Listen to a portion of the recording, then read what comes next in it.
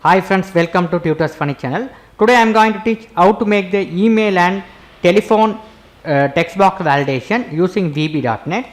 Here if you compare to other programming language, this validation is very easy for doing at VB.NET, right? Let's see the demo. Right here I have put it the key press event. Here cursor is here, so now here if you type the telephone number like this, press enter key, only number accepted, if you are type the number like this, only 10 digits allowed. Okay, this is 10 digit phone number, right? If you are type 1 2 3 4 5 6 7 8 9, the another number type, press enter key, again it show there a telephone number is should start with 0 digits, so you have to enter 0 1 2 3 4 5 6 7 8 9 10, press enter key, only 10 digits, so 1 2 3 4 5 6 7 8 9 10, press enter key.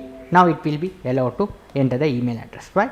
Okay, simple one. Now email also I have put it the validation, so here if you enter the email like this, press enter key, auto O missing, right? So here if you enter the email address like this, abc@gmail.com, press enter key, it will be allowed, right? So now it .com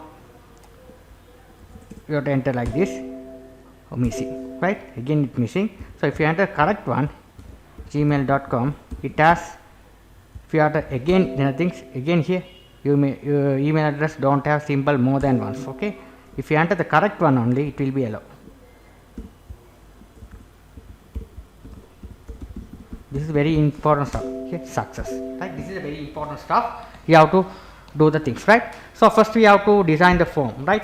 Everyone knows how to design the form. So now let's look at the code part, right? Go here. Here click on this check text box control, go to the event, select as key press event. Here the key press event. Here if you double click on this one, it goes here. Here we have to write. First we have declare that variable telephone number. After that here we have to write the key, right? Inside the key press event you have to key which key you are pressing, right? If we char Microsoft Visual Basic dot char 13 mean it is a enter key, we have a, it is indicated as a enter key. Here first we have to check the condition, right? This it is starting here, this key is end if here.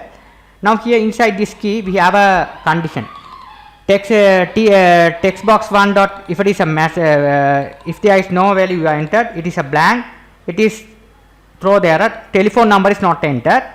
After that if you are not entered numeric values, so it's numeric false, so only accepted the numeric only, right? If you enter the string values, it not accept, only accept the numbers only, right? After that it is calculating the, if the phone number is valid or not, it will be checking. So you have to, it will be checked, we have using the length, right? If the length is, if the length equal into only 10, only allow to accept, right? If it is not the text character is not 10, it throw the only 10 digits allowed, throw the message. Okay, after that if the imagine if you are enter above all success but your telephone number is not start with 0, so again if you are, imagine you are type on the text box 1, it's telling there a telephone number is should start with 0, right? So here text box 2, this is meaning of text box 2 dot text, there will be the predefined property start with 0, right? These are the properties are not available in Java, C# or Java. It is predefined available. These are all the properties in Visual Basic.NET, right? So that when you are making the software, Visual Basics are easy stuff when you are making GUI application compared to C# and everything, right? Earlier in 10 years back, all the software in GUI in making VB.NET. Okay, now they are switched back to ASP.NET, MVC, all the stuff. So it is very easy, very fast. Okay, in Visual Basic.NET, Visual Basic 6.0 as well as a VB.NET, it's very fast, right?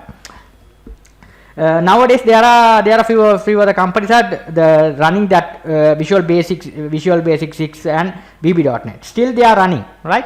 this is not older version. They are simple. They are still running. This is available in the market, right? It's very simple, easy to handle the software, right?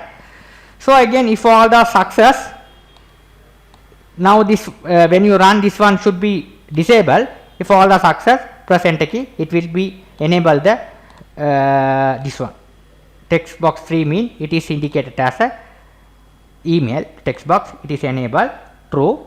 After we have to create the two variables email and count, right? So here we have to write this also represent indicate as a enter key.